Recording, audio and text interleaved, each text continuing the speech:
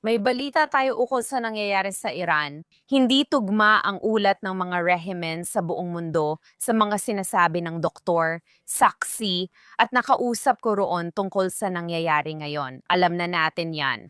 Ayon kay Pangulong Trump, nahinto ang mga bitay sa Iran at iniulat niyang 800 bitay ang nakansela.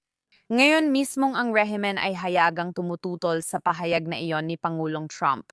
Mas mataas pa ang bilang kaysa sa 3,000 libo na nabanggit dahil ginagawa ng rehimen ang lahat para itago ang kanilang mga krimen.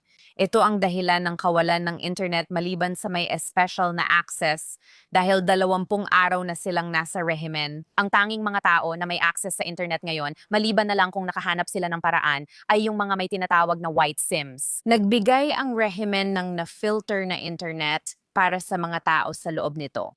Hindi ito natural na online debate, ito ay isang istrukturadong pro-estado na operation ng impormasyon or disinformation na malaki ang saklaw at pangunahing nangyayari sa X. Iyan ang iniimbestigahan ng Golden Owl na nakatuon sa mga tagapanood sa kanluran, hindi sa mga Iranian sa loob ng bansa.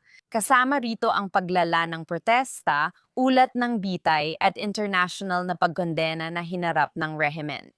Ngayon, isa sa mga pinaka-nakapipinsalang natuklasan ng Golden Owl sa buong senaryong ito ay ang issue ng timing.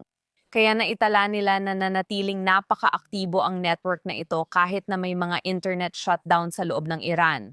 Ngayon muli na namang nangyayari ang narrative laundering na ito sa aktual na oras. Ang panunupil sa Iran ay tinuturing nilang katatagan at ang karahasan ng Estado ay nakikita bilang pagpapatupad ng batas.